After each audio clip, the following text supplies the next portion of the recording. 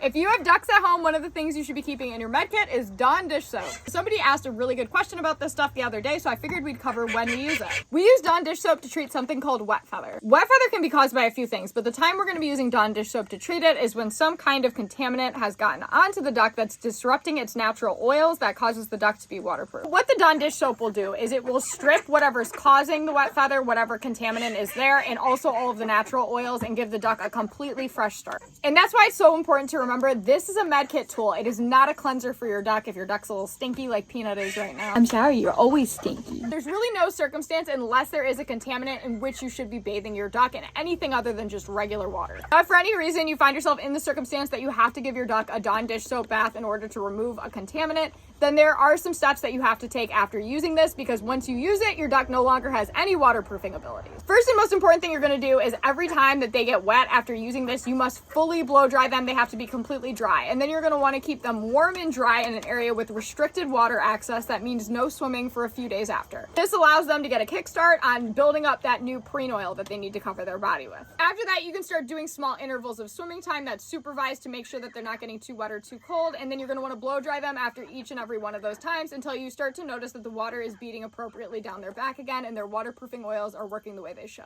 I've never had it take more than one time for a Dawn dish soap bath to strip all of the oils, so I've only ever had to do it one time and then immediately start the remediation process for wet feather. If you have any other questions about wet feather, I did a little bit more detail about the condition itself in my last video when I was talking about dying ducks and pet dyes and stuff like that, and not to use those on ducks, so check that out as well. But that's all I got for this one. Bye guys.